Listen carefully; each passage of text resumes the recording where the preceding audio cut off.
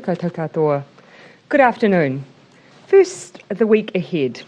I'll be in Wellington tomorrow and Wednesday for Parliament before returning to Auckland on Thursday to meet with business leaders and health and social support service providers. We'll be back in the capital on Friday and then through the weekend. New Zealand will soon move into the COVID-19 protection framework, or as it's otherwise been called, the traffic light system. This week we'll be setting out some of the key information that people, communities and businesses need to ensure that life runs as smoothly as possible once we transition. The hard truth is that Delta is here and it is not going away. And while no country to date has been able to eliminate Delta completely once it's arrived, New Zealand is better positioned than most to tackle it because of our high vaccination rates and the inbuilt safety measures in the traffic light system, like the use of vaccine passes. First up, we'll provide extra guidance to help businesses prepare. Minister Wood will release a toolkit for businesses who choose to make it a requirement for their staff to be vaccinated. Already businesses like in New Zealand and the warehouse have taken this step, so this new assessment tool will help others who wish to keep their workforce and customers safe from the virus. Legislation will be introduced and passed this week to enable this framework and assist businesses. Tomorrow we will also launch the Verifier app for businesses that require proof of a vaccine pass for entry and to operate. While a business will not be mandated to use the Verifier, it is a very handy tool. On Thursday, Ministers Little, Sepuloni and Verrill will set out the end-to-end support someone who gets COVID and those around them will receive in the community. This will include greater levels of testing, more targeted contact tracing, how healthcare in the community will work, something that already there have been initial briefings around, and what social services are available if required. The vast majority of people who get COVID in the future will experience mild to moderate symptoms that won't require hospital-level care. So what matters is that we make sure they get the best care and support they possibly can, from testing through isolation and into recovery. Also this week, we'll be releasing detailed sector guidance so business and other organisations can see how they will operate at each level of the traffic light system. The new system is safer and simpler than the alert level framework, with business able to stay open at each level. Guidance will set out how they can operate safely to ensure that can happen. In addition to these announcements, Cabinet is aware businesses are seeking greater certainty around the date of the transition to this next stage in our response so they can prepare for reopening. As you know, we've already stated that our Cabinet meeting on November the 29th will determine which levels of the traffic light system that different parts of the country will move into, and that Auckland will move in at red. Vaccine levels will determine what level the rest of the country moves into. In order to provide further certainty, though, Cabinet has decided today that the whole country will move into the new traffic light system at 11:59 p.m. on Thursday the 2nd of December, making Friday the 3rd of December the first day that the traffic light system will be operationalised. That is 11 days from now, and it's important everyone gets prepared. You'll know that we've been long signalling that after the 29th of November meeting that it would be soon after that the country would shift. This date provides the ability for businesses in particular to now plan. The number one thing every New Zealander can do to prepare for the new system is to get vaccinated. If you're due your second shot, get it as soon as possible. Vaccine passes will operate in the traffic light system, and if you aren't fully vaccinated, you'll find you're unable to access a range of places like bars, gyms and restaurants from December the 3rd, where proof of vaccination will be required. 83% of eligible New Zealanders are fully vaccinated, but nearly 200,000 people, or 4.6% of the eligible population, are more than 3 weeks since their first shot and will start missing out on going to places where passes are required. So to that group, I do urge you to get your second dose and download your pass as soon as possible. For all those people overdue for their second shot, got it today, New Zealand would be 88% fully vaccinated. That will make our transition so much safer. Cabinet has also decided that to ensure the transition to the new system is as smooth as possible and to iron out any issues with the use of vaccine passes in advance of the whole country moving, we will undertake a trial period by allowing hairdressers and barbers in Auckland to open from this Thursday, November the 25th, so long as they require proof of vaccination from customers. This means fully vaccinated Aucklanders can get their haircut so long as they present their My Vaccine Pass. We'll be posting and sending out detailed sector guidance, but in short, hairdressers will need to operate with vaccine passes, take bookings only, so no walk-ins. That means that we can ensure we don't have large amounts of congestion. Staff must also be fully vaccinated, and they must operate broadly as they do under Alert Level 2, which they'll be familiar with staff wearing masks and putting in place 1 metre distancing between chairs. Customers can remove their masks during their cut. Again, familiar settings to all of us from Alert Level 2. We've chosen hairdressers to trial vaccine passes because out of all of the venues still closed, they pose the lowest risk by reopening. There are fewer staff employed. Generally, numbers in the space are constrained by the number of chairs and hairdressers available, and distancing between customers can be easily maintained. I know this will offer some relief for the sector and customers. Most importantly, it offers us a decent trial of the vaccine pass in advance of that date of the 3rd of December. So far, 1.2 million people have already downloaded their vaccine pass, which is great, but I encourage everyone to grab theirs and prepare now for the movement into the new framework. As I said at the start, Delta is here, and we are now in the closing stages of preparations for the move to a new system that offers both greater protections from the virus as well as greater certainty for business to stay open regardless of the level. I know that there will be some who may have some anxiety about these changes, but I can assure you we will continue to operate in the cautious and careful way that has served us so well right since the start of the pandemic, with our number one priority the protection of lives and livelihoods. But as will be clear from today, we're fast approaching the next phase in our COVID response that delivers more freedoms and recognises the hard work Kiwis have done to get vaccinated. It's based on the values that have served us so well, and I hope gives people the space and confidence they have the summer break that they all so deserve. We're now happy to take questions. Yeah, Jessica. If we were going to move into the level 3.3 system as planned, hospitality would have been included sooner in this group. Why did you just decide to go with hairdressers and not include hospitality this week as well? 2 points. What we've demonstrated is that there is certainty now for businesses so that they will be able to reopen from the 3rd of December. In the meantime, we have made a decision to allow one group to open. That is a group where by default the numbers are smaller, more confined, allows us to safely test the vaccine pass system before we all move on the 3rd of December. Why did you only announce the date today? Why didn't you do it last week? You said it would be 24, 48 hours. Why not give people certainty that they've been calling? So Cabinet has made the decision today that will be the date. That's allowed us to consider the advice from officials around just the legal requirements, gazetting, putting signing of the orders, the notice period required. So the 3rd of December is the date we can confidently move the entire country into the new COVID protection framework. And then over to you, Barry. There's been another COVID death, a man in his 40s. Is this the youngest person in New Zealand to die from COVID? I'd have to come back to you on the latter, but I do want to just acknowledge the death, which is obviously very sad for this person's family. This is someone who's been in hospital for a while and unfortunately has died from COVID-19, and we'll check on that, whether this is the youngest death. And COVID modeller Sean Hendy says Auckland is past its peak of COVID cases. What do you think?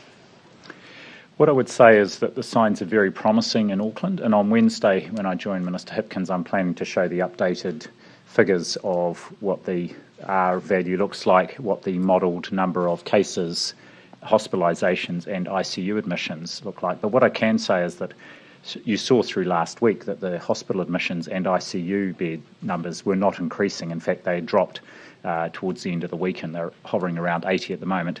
This is a really good sign, and it's a reflection of the good work that Auckland has been doing by abiding by the Alert Level 3.2 rules, but also the impact of vaccination, which is quite profound. So I'll update on Wednesday about what the modelling has shown. Just quickly on another topic before I close. Would you ever back down on Three Waters? Oh, look, we've made our decisions for all the right reasons. We cannot continue to have thousands of New Zealanders getting sick from drinking water every year. We cannot continue to have a situation where infrastructure is holding back our ability to build the houses we need. or a continuation of the situation where sewage is routinely released into our waterways. The status quo is not an option. If we maintain the status quo, ratepayers would be facing larger bills. We don't want that. That is what Three Waters is all about. Will you ever back down on Three Waters? No, we didn't take these decisions lightly. They've taken years of consideration, and they are designed in such a way that we retain all the things people care about: safe drinking water, the ability for locally them to be owned and managed, but us to actually turn around all of the issues we've had with water infrastructure to date. Barry. You're allowing hairdressers Yeah. to test the vaccination passport system. Yeah. You talked a couple of weeks ago about al fresco dining. You've got 25 groups in Auckland. Why not do it now? Why not allow them to do the test, or is the test for vaccine testing not up to scratch yet? No, that would not be, that's not the rationale. Here we've got an entire sector who are able to undertake this test as a sector, and where we know that actually of all the groups that we're able to open up, this is amongst the lower risk, because the ones that we already have that have not yet reopened are all of hospitality, gyms, a wide range of close personal services. This is a sector where, by default, the number of people at any given time in a venue is going to be limited by default, where the number of workers are limited by default, and where we believe actually we can, at this earlier stage, safely test the vaccine certificates. One of the issues for hospitality and outdoor settings, one of the asks we had is whether or not we could change bylaws to enable a larger range of hospitality venues to be able to legally hold al fresco dining. We looked at that. There wasn't a simple legislative fix. It's quite a complex area of law. We haven't finished looking into those options, but it wasn't a straightforward option. So you're saying essentially, that the restaurant sector can't test as effectively at the moment as the hairdressing sector? No, that wasn't what I was saying. Forgive me. What I was saying was I hear the call separately that the sector has asked around us to explore enabling them to have more outdoor settings, because we've already said that they are safer than indoors. No, what I was setting out was the reason that we chose hairdressers is because of all of the current sectors unable to operate, this is probably the lowest risk one. Because, of course, then defining that only those hospitality who have outdoor settings might sound straightforward, but when you're drafting a legal order, isn't necessarily. Are you going to, can I just ask you one more? Sure, Barry. Are you going to ask Stuart Nash to apologise for calling the groundswell movement racist and anti-vax? Well, of course, look, it's for Minister Nash to explain the context of his own comments. Of course, his point was that he was referring to some of the material that he had seen in online forums, which led him to that view. I've said I wouldn't use that language. I wouldn't describe generally an entire group of people in that way, but I'm not going to ask him to apologise for his comments. He's given his context, that's his view. I take a different one.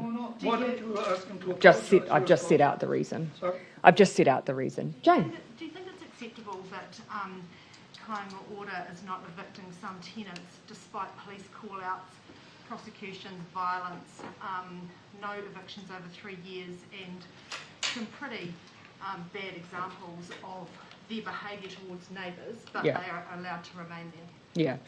And look, here we have two roles that we need to take very seriously. Of course, we need to make sure that in a neighbourhood, we're doing everything we can to ensure a neighbourhood and a community is safe, that neighbours aren't duly impacted by behaviour that people would just frankly consider antisocial.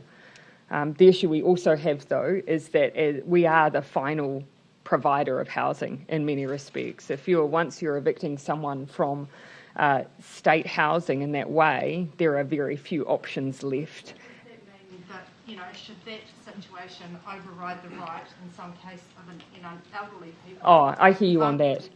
And I would caveat and as I say, I caveat that with the fact that there is a competing need for us, of course, to make sure that communities are safe, and we have a role to play there as well. As a local MP, I've come across circumstances like this, And we do have to make sure people feel safe. We do have to make sure that people are in our state housing are respecting basic expectations in a community. And, as you say, not terrorise people around them. Change in policy though, because there's no sort of deterrent at the moment. There have been no evictions, so That's not to say that kāinga order will not move people on into more suitable circumstances if there are issues that they identify. So I don't think it's fair to say that there are no interventions. There are interventions, and they should be utilised, particularly if they're causing, concerns in a community and people are feeling vulnerable. I'll let you finish there, Jane. Point, the refinery up there closing down. Should or could the government have intervened to save those jobs and also to protect potentially oil prices in the future for New Zealand? So one of the concerns that we rightly had were twofold, just the impact on the community, and there we'll continue to do work locally with the regional economic development teams around ensuring that those high-skilled workers, that we're doing everything we can to make sure that they are utilised and retained, and supporting that work. The second concern that we had was security of supply. The advice that we've received is that these changes pose no greater risk to security of supply than what already existed with the terminal acting as a refinery. So those were some concerns we've had. Those have been worked through, but there's obviously an extra piece now we need to do alongside to support the workforce. Henry. In hindsight, do you have any regrets about the way that you communicated and presented the level 3 step changes? Polling that DPMC commissioned for your COVID response showed that you went from really high level of compliance and understanding with the level 4 rules to widespread confusion about the level 3 step changes. Well, of course, first of all, to point out what's really important is people understand them when we move into them. And I don't think there's any suggestion that when we've moved into those that it's been problematic. That's when we need people to really engage so they understand what's expected of them when they're there. Look, the call on us was twofold, if we can ease safely to do so, and it's not unusual all the way through. We've at least been flexible enough to step into new alert level shifts, and that's what we kept open. We signalled to people that if we were able to move, that is what it would look like, so that we could balance the need for people to plan and prepare, but also not to set an unrealistic expectation that it would be a straight move to 2.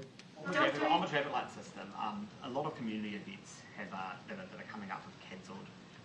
There's places where vax passes won't really be workable because they're unfenced, things like school galas. Yeah. Are they covered by this specified outdoor community event exception? And can you set that out a bit clearly? So across all of the traffic light framework, for the most part, if you're vaccinated, you can go about doing all the things you'd usually expect. So that's the most important thing to communicate about the new system. If you're vaccinated, you can go to hospitality, you can get your hair cut, you can go to a gym, you can go to large gatherings.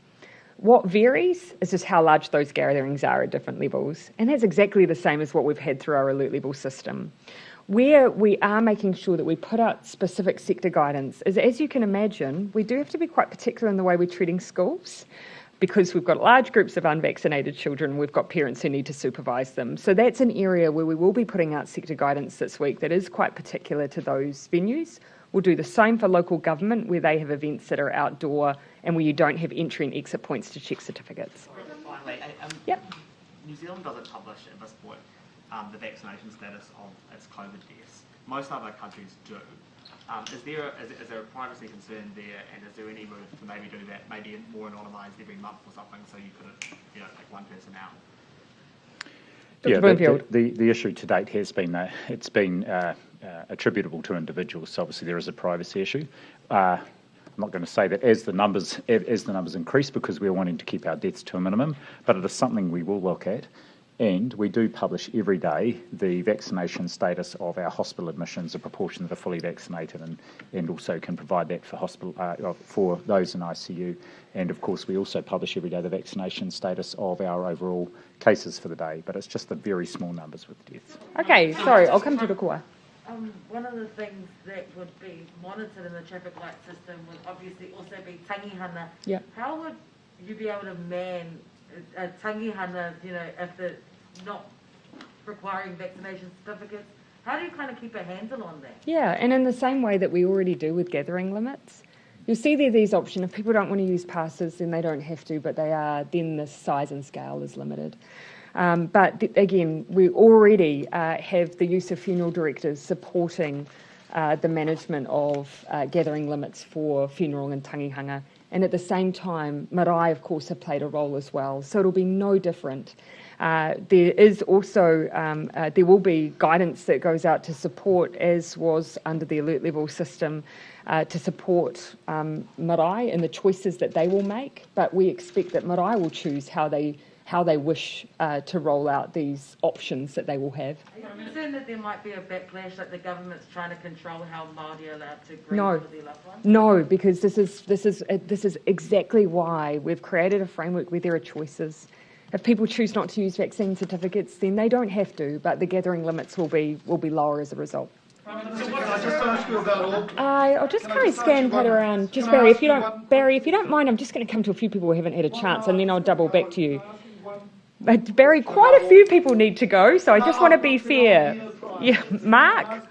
One quick question about Barry, Auckland. if you're just a little more patience, and then I'll double back to those on time limits, which I think include the TVs. But Mark? Prime Minister, do you agree with the public health experts who say that as a result of opening the border on December 15, Māori will die as a result of that decision? Well, I've of course been asked a number of times around modelling where we actually don't have that level of specificity around the impact on different groups. We do, of course, across regions, but not to that level. And I don't know how accurately models would be able to determine that. What we do know is going to make the biggest difference is vaccination rates. We know now that the area where we're making the most significant progress at the moment is with our Māori vaccination rates. And that's, of course, where a lot of people are working very hard to ensure that's the case. We're now at 79.3% for first dose. But every day and every vaccine counts as a layer of protection as we move into the new framework. But the final point I'd make is, yes, the boundary opens on that date, but we also have requirements around the movement of those individuals, and we will also be in the COVID protection framework. In those areas where there are lower vaccination rates, we'll be using vaccine passes to protect those who are unvaccinated as well. Okay, I will come. Jessica, then Barry, and then Gina. Can I ask you one quick question about Barry, Auckland? TVs are on deadlines as well. Jessica, and so did you. Barry, I'm going to ask for a little decorum. Jessica, and then Barry. Jessica? Dr. Bloomfield, when we know that Auckland is going to go to red, so what's your advice around the rest of the country? Is Wellington definitely going to be orange, for example? That's what we're working on, and my understanding is Cabinet will consider that. Of course, the public health advice is one of the inputs. Cabinet's already agreed other criteria to consider as well.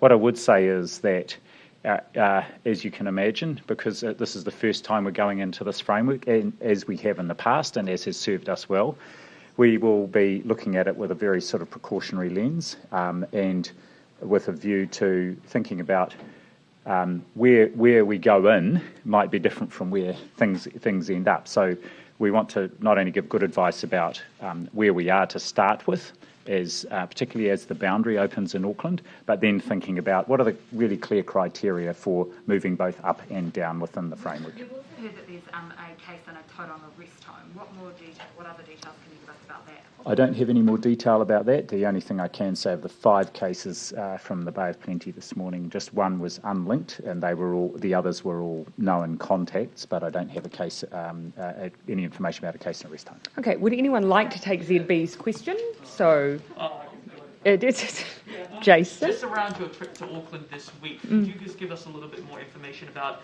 the places that you'll be visiting? Yeah. You were criticised last time for not going to Everywhere, all at once. We're just finalising some of that meeting schedule. We'll put it in the media advisory, a bit more detail, but what I am hoping to do in particular is, yes, connect with, again, business representatives, as I did remotely last week, but a bit of a focus for me on social service providers. I haven't had a chance to engage extensively with them in person recently, so that will be one of the one of the elements of the visit. Just on today's decision, what does this mean for the step change level? Does this mean that Auckland will never see level 3.3, or is that still on the It means table? now, plan for the COVID protection framework, you've got certainty on the date, certainty on where we're moving, and certainty that at that point we see everything reopen. So that's what we're steering everyone towards now. To 3.3. Yeah, we're so close to the new COVID protection framework, and that gives far more scope for reopening than the other step changes. As you recall, particularly for hospitality, they had caps on the numbers able to reopen. In many cases, I imagine it may have even been uneconomic for some. Going into the COVID protection framework gives much more certainty, and that's something they can plan for the future. We don't intend to move from that. To clarify, Gina. on the hairdresser trial, are beauty salons included in It's that just as well? hairdressers and barbers. We've kept it quite confined. Again, because we're operating a trial here, we're able to define quite neatly who falls into that category, which is something we're required to do in order to provide the exemption for them to operate. And of course, we know that it is, of all of the things we can open, the one that we can do with a good understanding of the public health risk. A limited number of people can be in a facility at any given time by the very nature of those, by that industry. A limited number of workers, we can run booking regimes, and it gives us good feedback on the operation of vaccine certificates. Just to follow up on And then I'll come back here. Dr. Bloomfield, looking at the stats at the moment, you've said regions that hit 90% double dose will go into orange, but none of us look all that close. Have you got any data which suggests that we could actually get there? Yeah, so look, vaccine levels will play a key determining factor. We've already given some very strong suggestions about what we expect. Obviously, Auckland's going into red because of the outbreak. We will not be placing any region into green, and that is because we're in a transition environment. We don't want regions yo-yoing, and starting in green is an unlikely place for people to stay while we're transitioning at the moment, particularly with boundary changes. So as for the rest of the decisions, which are made on the 29th, with a couple of days for people to then see where they will be moving. We will look at vaccine certificates, we will look at vaccine rates, we'll look at case rates, and that will be the major determining factor, but we'll also be pragmatic. So, a good indication is if you've hit 90% first dose is a good indication of where you're heading. If all of the people who have had their first dose and are due for their second got it today, how close will we be? Oh, well, I think at that point we end up at something like 86% double dose for New Zealand. So for many regions, they would be doing really well. But that's a strong message. 200,000 people are due their second dose. Please go out and get it. Make sure you're prepared for vaccine passes because they're coming very soon. Yeah. Anything further on that? Yeah, sorry, yes. Just on regional travel under the red system, some of the earlier COVID-19 information said that there would be restrictions. So if for example, an area outside of Auckland were to be put into red, could they expect regional travel restrictions such as vaccination? Or No, regional travel restrictions, will not be the norm. Hard borders will not be the norm. There may be occasions where there are localised lockdowns, where there may be some limitation on movements, but they will not be the norm. And just on for the hairdressing from Thursday, what sort of trials were there for the vaccination pass? Yeah, so actually, perhaps Dr. Bloomfield could speak to this, but the team have been trialling the use of the Verifier app. I believe they did work with a small number of businesses to early on trial the use of the pass. So it has been trialled on a small scale. The trial with hairdressers and barbers in Auckland give us a much larger scale to work with, but before the whole country moves, which we thought would be valuable to the rest of the country to have that larger operation. So just to confirm, there's been already some testing of the Verifier app, and it becomes available this week for people to, we'll announce that for people to use and get loaded up and ready to go. So we're making good progress there. Yeah. Issues arise from those trials? I think small tweaks. No, just, always just the key issue here is not so much the app, it's just how do you make it easy in operation for businesses who are doing the checking. So learning all the time. Okay, sorry, I've got Joe, Michael, Thomas, Ben. Just coming back to Gina's question earlier about deciding who goes into red and who goes into amber, how much of that is going to be sort of a decision at the Cabinet table for ministers, or is it a case of Dr Bloomfield and his public health team will do it on a case-by-case for each region experience? We will be provided with advice. Cabinet will then consider that advice and make those decisions. And then they will immediately, in essence, then be required, once we're notified, to be written into orders and gazetted.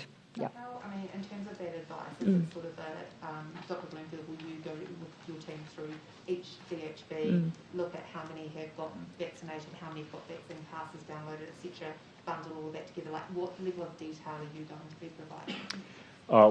We'll provide our recommendations and some rationale for that, but we will be looking at vaccination rates. We will be looking at an equity dimension to those vaccination rates, in particular vulnerable populations in regions, as the Prime Minister said, whether there are any cases in those regions, and also health system preparedness, which we've got a big piece of work underway on as well. Which will conclude with the orange or red. Correct. Basically. Correct. Yeah. And also just last week we talked about doing some work around the next move with opening up the border early next year. Has Cabinet had an opportunity today to look at that work, and will there be decisions this week around that? That hasn't been finalised, but I do expect that we'll have decisions shortly. So would this week likely? I don't want to give you a specific date, but we do anticipate it'll be shortly. We do need to, again, we're wanting to constantly give as much forewarning for planning purposes as we can. We've already, of course, indicated first quarter, though, as you can recall. Yeah. Sorry, I did say Michael and then Thomas, forgive me. Just following Anna's question around travel. We've already seen some communities ask holidaymakers to stay away, citing their vulnerable populations, low vaccination rates, access to healthcare. What is your view on that? Should people be staying away from these areas over the summer, and will the government be working with these communities if they want to have a localised lockdown? Yeah. So my message would be that actually we've put in mechanisms to ensure that movement around the country can be as safe as possible. So firstly, we actually as a nation, by that time, will have very high vaccination rates. We also, as an extra layer, in communities where perhaps the resident population, the rate might be lower, we, for instance, would expect that would be an area that would operate in red. And red means that basically if you're unvaccinated, you're unable to go to those higher risk settings. And so there are protections there. And so to anyone who has concerns, I'd say we've prepared to meet those concerns, to make sure that we've got measures that, do ensure that those who are not protected by the vaccine are protected in other ways. Yep. Checkpoints do start up again. Yeah. Like it happened earlier in the year. What would be your... So we do expect, of course, the police, we've already said, will work with local communities and iwi, particularly in the north, because that is an area where we expect there to be checks regardless. Because that is where, of course, we will have Aucklanders potentially moving through, and they have a requirement to either be tested or vaccinated. So that is an area where we do expect there to be checks in place, and we'll continue to work with communities on that. For the rest of the country, any community there, I would, again, just ask that they work with their local police, because, of course, you do have to make sure that you're operating legally and safely with anything like that. Just possibly looking quite far ahead, when New Zealand does open up to international tourists, is it expected that they will need to have a My Vaccine pass to enter venues, or because they'll be mandated to have vaccines coming into the country, is there going to be a different sort of regime? Yes, so of course we've ensured that our vaccine pass is able to be used. I know from the experience of other travellers, they've often used supplementary ways to demonstrate that they are vaccinated. We'll need to work through a bit more of the sector guidance, because it will be easier for them to produce their domestic vaccine pass than it will for them to log into a New Zealand process. But that's something I might just need to go away and get the official view. I know they will have thought through some of that level of detail, even if I don't have it to hand. Dr. Bloomfield, it appears that there's been a decision to move to once-a-week saliva testing at the Auckland boundary. I'm unsure if that's the same in the border facilities. What's the reason for this? Is this being driven by science or by the strain that lab networks are under? Always science. Always. So, yes, we sought advice from our testing group, and the main reason for this is now a high level of confidence from both our experience here and the evidence that a saliva-based PCR test is as good from a diagnostic perspective as a nasopharyngeal test. Previously, we had it twice a week, and then if someone returned a positive saliva test, they had a nasopharyngeal PCR test to confirm. But we've agreed on the basis of scientific advice that actually they can be treated similarly, which means we can go down to weekly saliva testing. Which is what we're doing for PCR for nasal. Weekly, because that's the same as what's required, expected around a nasopharyngeal PCR. Yeah, so we're not doing twice a week for nasal. Is that the same in the border? So it's not the same in the border facilities, I take it? It will be the same for our people working in the border facilities, that's right. Yeah. Yes. Can I just ask a really quick nuts and bolts, just a Hawke's Bay related question, sorry. Apparently the DHB there was possibly only alerted to a case in the region because a family member contacted the DHB. What do you know about this? Is it correct? Why did the Ministry of Health, was the Ministry of Health aware of the case prior to, and why did they not alert the DHB? Yes, so what happened is this person was tested in Auckland and then travelled from Auckland down to Hawke's Bay. When the positive test was notified by the lab and the person was notified and isolated, they were in Hawke's Bay by that time, the ongoing follow-up care was transferred to Healthline, and Healthline was making daily calls to that person. And one of the things that hadn't happened in the system, and we had a look about making sure we correct that, is they assumed the person was, I don't know if they assumed the person was still in Auckland, but we now have a flag in the system so that they will notify the local public health unit. But the daily follow-up was happening by Healthline anyway. So the DHB was kind of caught unawares. I mean, is that, in those daily follow-up calls and stuff, should they not be asked, should it not be obvious where a person is?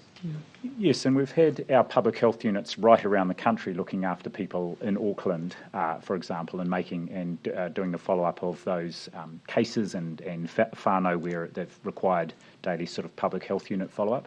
So this was just something that the system should have notified the local public health unit. It didn't, and we've followed that up to make sure that the system will do that in the future. Okay, yes, I did have you, Ben. Sorry, you haven't asked this question before, but can I ask you to be more specific around why the police aren't being mandated to get vaccinations when Andy Costa says he's up for it? Oh, well, no, to actually be fair, all I've indicated it was just that we just haven't concluded decision-making on that yet, but I expect a decision to be communicated on that this week. Okay. Can I also ask just about Australia is moving to quarantine-free travel systems with Japan and South Korea, I think I saw. Yeah.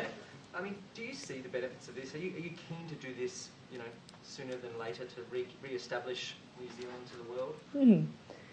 Well, of course, we fully appreciate the importance of us reconnecting safely.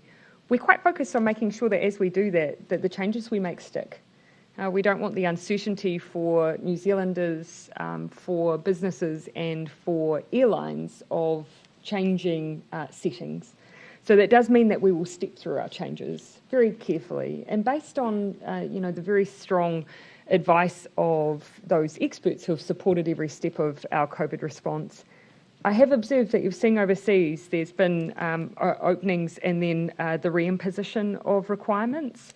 And I think that does make it very difficult for operators, for travellers and for Kiwis. So that's why we will be careful and deliberate. Just on that, you've made a couple of references to making changes that stick, and I think that's a very laudable goal. Are you making these changes? Sorry, I didn't mean to be funny. No. I just laudable, yes. Are you making these changes with a view to winter next year? Like a lot of these changes in the resurgences in Europe seem to be because it's winter. Yeah. Can you make changes now or make policy goals now that last the whole of next year? Well, it's a really good point. Yes, we are thinking about winter and we are looking at Europe and what's happening there. And this is where I would point to actually the importance of the COVID protection framework. It doesn't say here's a date where all bets are off and we go back to some kind of normal. It accepts that COVID is around. It's showing that it is still very problematic in some parts of the world. We want a framework that actually can see us through that people will know that actually if we do have outbreaks that are proving problematic and difficult, they'll know what will happen.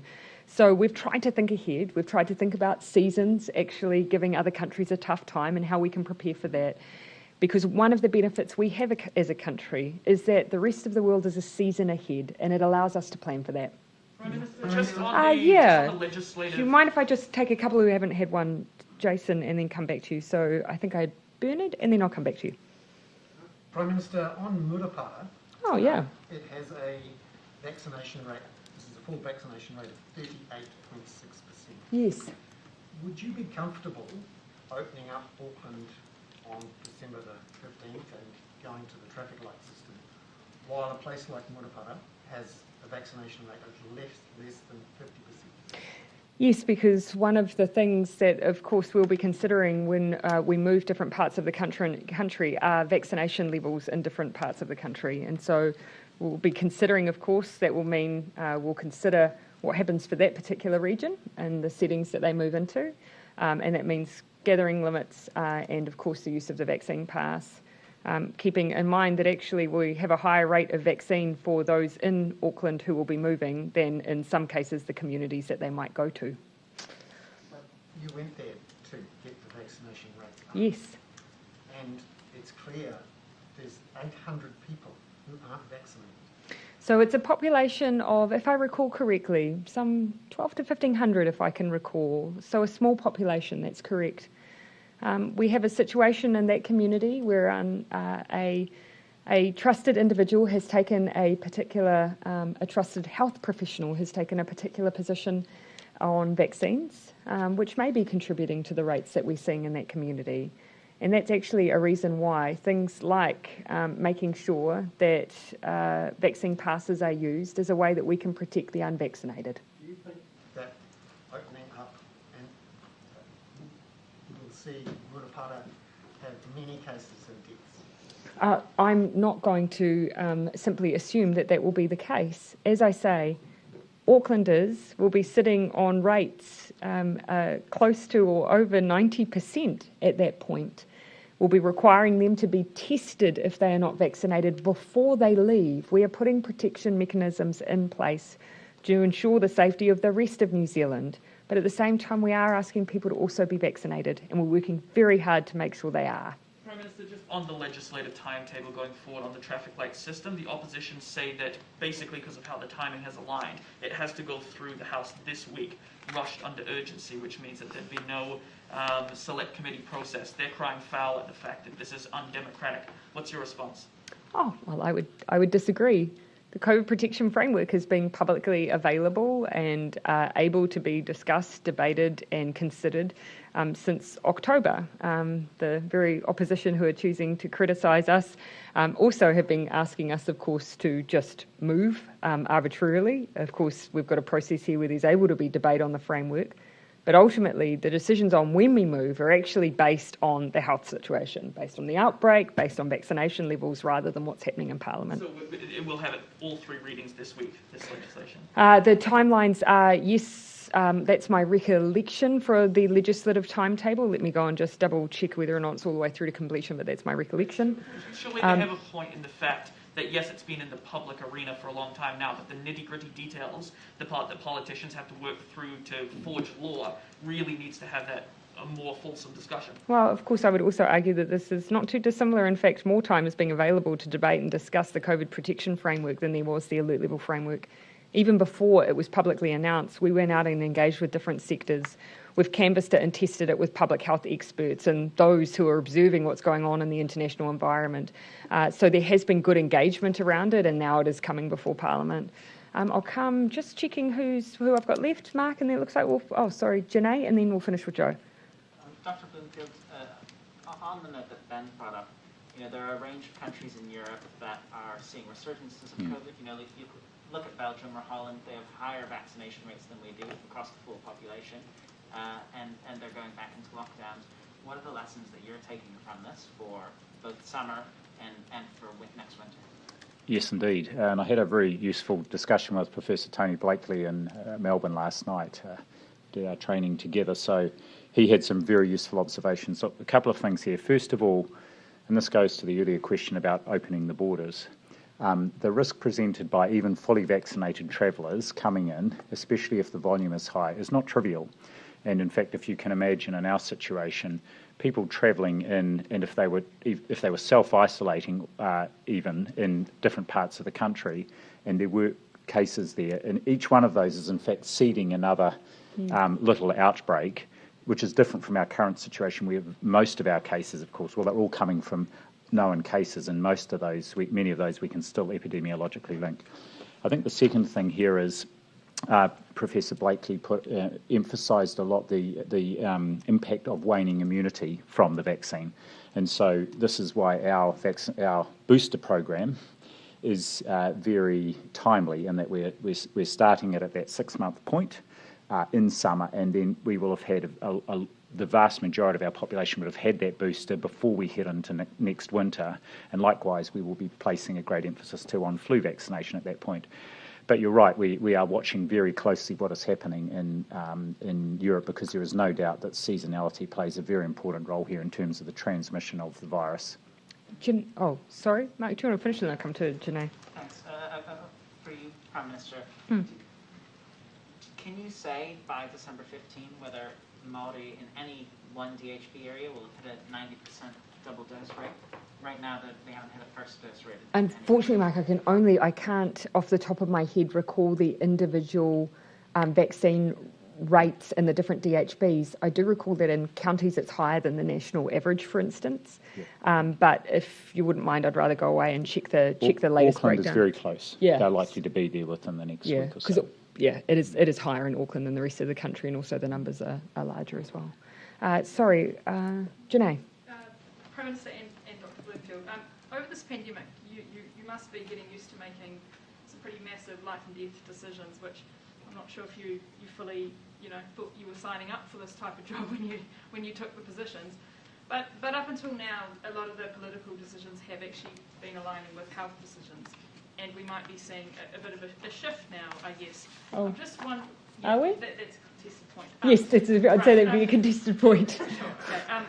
But I'm just wondering if you could explain to us, I guess, the toll that it might take on you making these decisions, and whether that toll feels a little bit heavier now going forward. Oh, sorry, was that for me or Dr. Bloomfield? Who would you like to? You go first, Dr. Bloomfield. Yes, the decisions have felt weighty right from the start, and the advice, in my case, the decisions taken by the government. Look, they've felt weighty all the way through, and I guess the challenge now is that we're at this period of transition. I guess the thing that there are two things that I find help keep me as calm as possible. The first thing is we have got access to and the government has listened to, I think, excellent advice from our science community. The second thing is we're going into this next phase in, one could argue, the best possible position.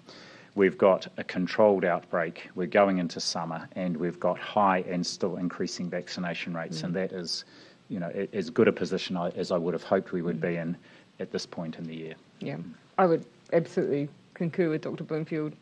And, I think as much as I can speak on behalf of Cabinet, we've always had, really fulsome advice. We've always had an evidence base that extends beyond our borders. We've been able to look at what's happening in the rest of the world, and we've been able to learn from that. We've also never been afraid to do things differently, and all the way through we have. But it's only been possible through the support of the public as well.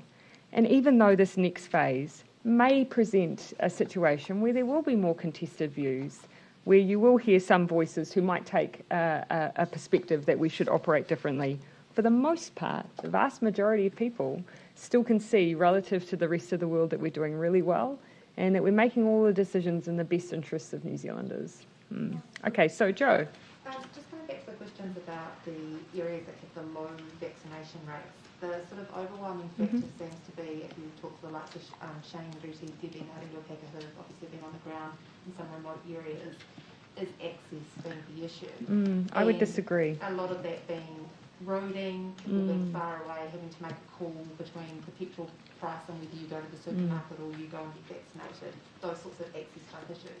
Short of, I guess, paying for a whole heap of off-road vehicles, how are you actually going to get rates up in some of these remote isolated places, and what work are you doing from a health perspective and a political perspective to ensure you can do that? Well, I would actually disagree. We've worked very hard to overcome the access issue. In fact, take the East Coast. When I visited Tairāwhiti just a few days ago, They now have multiple mobile vaccination clinics operating where they have the ability. Previously, they were using horse floats. They're now using camper vans on top of that. Everything that they do is able to be taken into remote parts of the community. And even a population as small as Ruatoria has had multiple vaccination events going up into the region now and will continue to do so. And I've seen that up and down the country. I think, unfortunately, what we're coming up against now is where it previously may have been access, it's moving now more to issues of hesitancy. Now, that doesn't mean it can't be overcome, but it takes multiple efforts. We can't just go once, and we can't just go once to vaccinate. We have to go in first to be available with information, with trusted providers, and be willing to go back and follow up. That's the challenge now. Sorry, can I just stop on that? That seems really unfair to someone like Shane, who's been out on the ground for weeks on end, and that's the message that he's hearing. For you to say, who's not out there doing that, to say that what he is saying is absolutely incorrect. Well, also what he's saying is contesting what we're hearing from some of the providers. Actually, I don't take my view just from what I've seen. I take it from the likes of Minister Penny Henare, who's been on a constant road trip for a number of days now, up and down the country. He's been in Northland, he's been in Tairāwhiti, he's been across the country in areas where access otherwise might be an issue. And we know, of course, and we've seen already, the additional funding that's been distributed has gone into long-term mobile clinics to be able to access otherwise rural and remote areas. And I have been to Northland, and yes, it's not my home and I don't live there, but I have spoken to providers there and heard what they are doing around remote access. I've spoken to the Hokianga Hauora. I've been to Kawaka and seen the mobile clinics operating there. Rugby clubs they have clinics at. I can see a lot of work on the ground. So access is no longer an issue in your mind, it's hesitancy and anti-vaccination? No, I think, look, so access can mean that it's harder to have those repeat engagements that are becoming necessary. So as much as that impacts it, but I don't think it's fair to say that there are parts of the country that we're just not reaching. I know that huge effort's gone into that. If it's isolation and access. Okay, I might then just finish, Henry, and then Bernard, you can be my last. If it is an isolation and access issues, then how do you explain the fact that highly correlated with lower vaxxed areas is A, isolation, and B, deprivation? That poorer people and more isolated communities are far more likely to be less vaccinated. I just think it's. Those in urban areas. I just think it's overly. So are poor people more likely to be hesitant? I think all I'm arguing is it's overly simplified just to say that there hasn't been access. For instance, I know that there's been multiple clinics in Murupara. That is a remote community, but there have been multiple clinics, drive-through opportunities, but there is more at play there, and it'll be different in different communities, but there are some contributing factors. But again, you framed it, I would never ever say that this is it's not an excuse, they're just challenges that we all have to work hard to try and overcome. Bernard, we'll finish with you. Prime Minister, in Europe, Austria has decided to mandate vaccination for everyone. Yes. Do you think there's ever a situation where New Zealand might have to? No. That is just not something we would do. Okay, thank you everyone.